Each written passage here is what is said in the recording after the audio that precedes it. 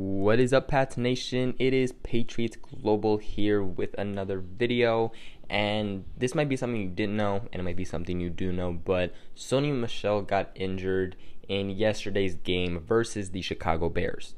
He played very little snaps before getting injured. I think he played a total of like 6 snaps in all, so he left fairly early into the game. And the injury did not look good. He was in aching pain. He needed multiple, and I mean multiple people to help him get off to the sideline, and then was carted off to the locker room.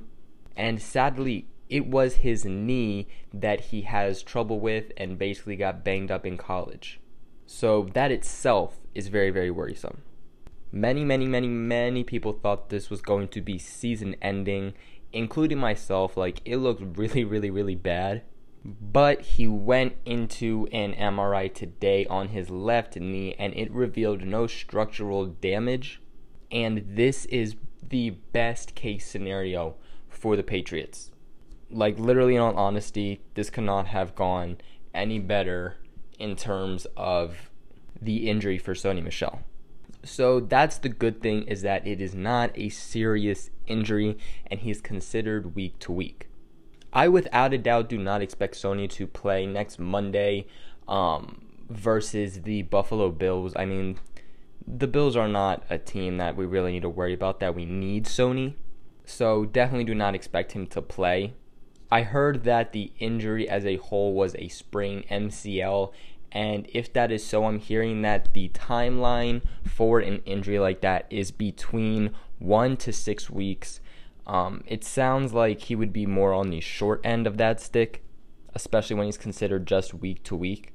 But keep in mind, that is his very troublesome knee that he is having a lot of issues with ever since college, and is potentially what could keep his NFL career short. That is something very important to remember. Sony was the Patriots' #1 running back. He was doing really well. In every game he played, he was averaging almost 100 yards per game.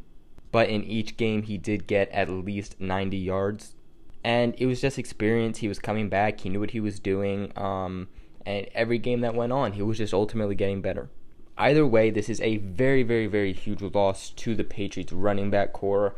I mean, they were finally getting something going. It was even thin when they did have Sony, but now it is even extremely thin until he comes back. Now, during Bill Belichick's weekly interview, Belichick said that the team will explore the possibility of adding a running back, and depending on the severity of Sony Michel, which doesn't sound like it's something too crazy unless they know something that we don't, I do not expect them to trade for a running back unless it is a very low contract and for like a 7th round pick. There's just a lot of guys on the open market. Arlene Starkwell, who, if you know me, you know I'm pretty high on. Guys like Mike Gillislee, Jamal Charles was released by the Jags, so they could go that direction. Just a lot of guys they could add that are on the open market until Sony comes back.